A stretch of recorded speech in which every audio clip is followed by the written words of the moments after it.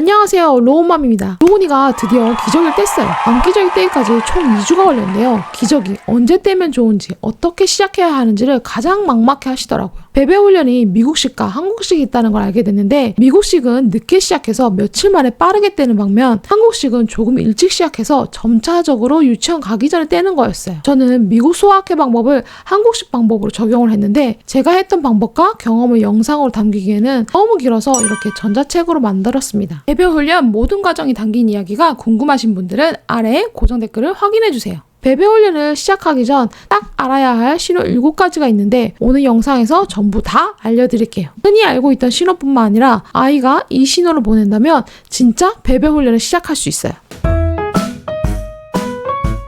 여름이 다가오면 냄새는 더 지독해지고 심지어 날파리까지 날렸어요. 날파리를 쫓으려고 약품도 뿌려봤지만 별 소용이 없더라고요. 냄새가 차단된다는 쓰레기통도 생각해보고 비닐에 싸서 버리기도 했지만 응가 냄새가 정말 봉지를 뚫고 나오더라고요. 나중에 환경을 생각해서 신문지에 싸서 버렸는데 차라리 봉투보다 냄새가 덜 났어요. 10리터 쓰레기 봉투를 써서 매일 버리려고 했는데 아이가 커갈수록 기저귀 버리는 횟수랑 응가 싸는 횟수가 줄더라고요. 그러다 보니 자연스럽게 이틀에서 3일 정도 썼어요. 응가 기저귀가 쌓일수록 날파리는 날리고 냄새는 너무 나고 아이가 얼른 기저귀를 뗐으면 좋겠더라고요. 기저귀를 뗐으면 좋겠다고 생각한 24개월쯤 아이가 엄마 응가했어요 라고 말하는 거예요. 거기다가 기저귀에 쉬를 하면 불편해하더라고요. 이게 신호인가 싶어서 아이를 변기에 앉혀봤어요. 3에서 5분 정도 자주자주 변기에 앉혔고 배배 훈련 책도 보여주면서 응가를 하도록 유도를 했어요. 어느 날 아이가 진짜 응가를 싸려고 해서 변기에 후다닥 앉혔는데 이게 완전 역효과가 났어요. 너무 싸고 싶었던 아이는 기저귀를 차던 것처럼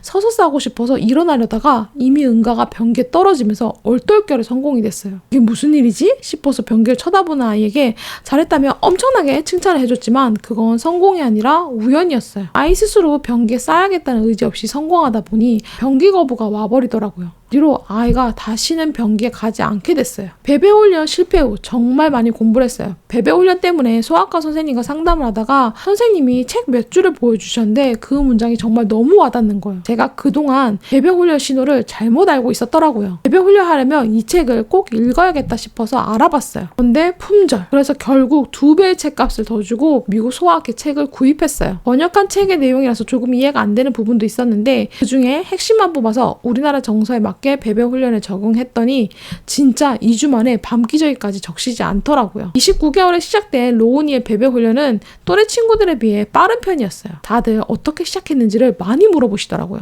어떻게 해야 할지 모르겠는 마음을 너무 잘하다 보니까 제가 했던 과정을 조금씩 공유하다가 매일 기록으로 남기게 됐어요. 본격적으로 배배 훈련을 시작할 때 깨달았어요. 배배 훈련은 엄마의 마음 준비도 필요하지만 제일 중요한 건 아이의 마음의 준비가 되어야 하더라고요. 29개월에 로운이의 배배 신호가 눈에 띄게 나타났어요. 제일 첫 번째로 2시간 이상 기저귀가 젖지 않았어요. 텀이 생기게 되더니 점점 기저귀 가는 횟수가 줄어들기 시작했어요. 두 번째로 낮잠을 자고 났는데 기저귀가 마른 상태로 종종 생기기 시작했어요. 12시 점심시간이 지나고 나서 늘 낮잠을 잤던 로운이는 꼭 쉬를 했었는데 어느 날부터 밥을 먹고 잠들어도 기저귀가 젖지 않고 뽀송하게 일어나더라고요. 그러다 보니 자연스레 기저귀 텀이 길어졌어요. 셋째, 아이의 배변 보는 신호가 규칙적으로 바뀌었어요. 예전에는 아이가 언제 쌌는지 모를 때도 많아서 응가가 뭉개지거나 때를 놓쳐서 엉덩이가 빨개질 때도 있고 그랬는데 아이가 배변하는 시간이 일정해지기 시작했어요. 밥을 먹고 나면 꼭 싸더라고요. 처음에는 시간 상관없이 식후에 늘 배변을 했는데 나중에는 점점 저녁 식사 이후에 응가하는 걸로 더 명확해져 갔어요.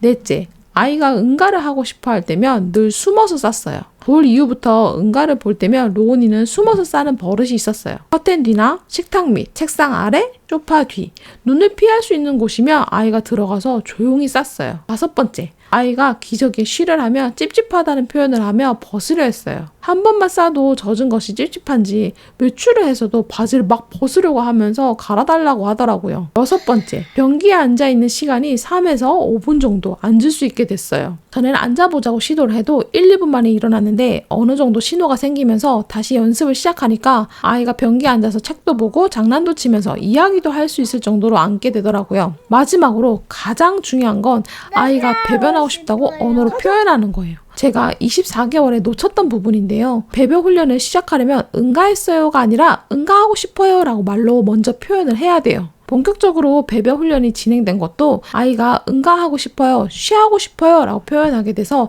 더 빠르게 진행이 됐어요. 장운동이 규칙적으로 잡히면서 로운이가 식후에 응가를 꼭 한다는 걸 알게 됐어요. 저녁을 먹고 씻기기 위해 욕조에 물을 받았는데 혹시 응가를 할 수도 있지 않을까 싶어서 그때 잠깐 일부러 아이 기저귀를 벗겨놨어요.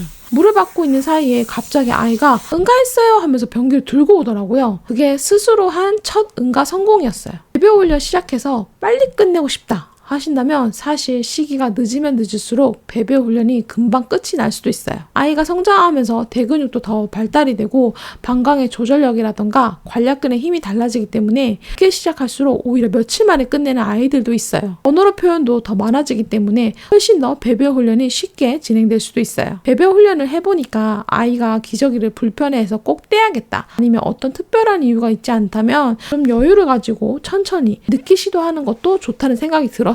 배변 훈련을 하면서 가장 중요한 신호가 있는데 실패하지 않으려면 아이가 배변 욕구를 표현하면서 변기에 스스로 찾아갈 수 있어야 해요. 아이가 놀다 보면 놀이가 재미있어서 앉은 자리에서 그대로 팬티 싸는 경우가 생겨요. 근데 그런 장난감 유혹, 먹는 유혹도 뿌리치고 응가하고 싶어요, 쉬하고 싶어요 라고 말하거나 행동으로 표현을 하면서 변기에 갈 수 있다면 배변 훈련을 본격적으로 시작할 수 있어요. 배변을 가리기 시작하고 난 뒤 몇 주가 지나서 정말 팬티를 입고 배변 훈련을 하기로 마음을 먹었어요. 배변을 먼저 가리긴 했지만 아이가 소변을 못 가려서 시작을 안 했었어요. 그런데 어느 날 아침에 자고 일어났는데 밤기저귀가 하나도 안 젖었더라고요. 아, 이제 진짜 배변 훈련 시작하면 되겠구나. 이제 소변도 가릴 수 있을 것 같아서 주말에 팬티를 입히고 본격적으로 배변 훈련을 시작했어요. 변기를 거부했던 아이를 29개월에 다시 시작할 수 있었던 방법과 배변 훈련에 성공하기까지를 다 기록으로 남겨놨어요. 더 자세한 배변 이야기는 고정 댓글을 확인해주세요. 막연하기만 했던 배변 훈련 언제 시작해야 할지 이제 느낌이 오셨나요? 아이마다 다르기 때문에 빨리 시작하는 아이도 있고 늦게 시작하는 아이도 있어요. 절대 다른 친구들이 한다고 비교하지 마시고 아이의 속도에 맞춰서 시작해보세요. 아이가 분명 신호를 보낼 거예요.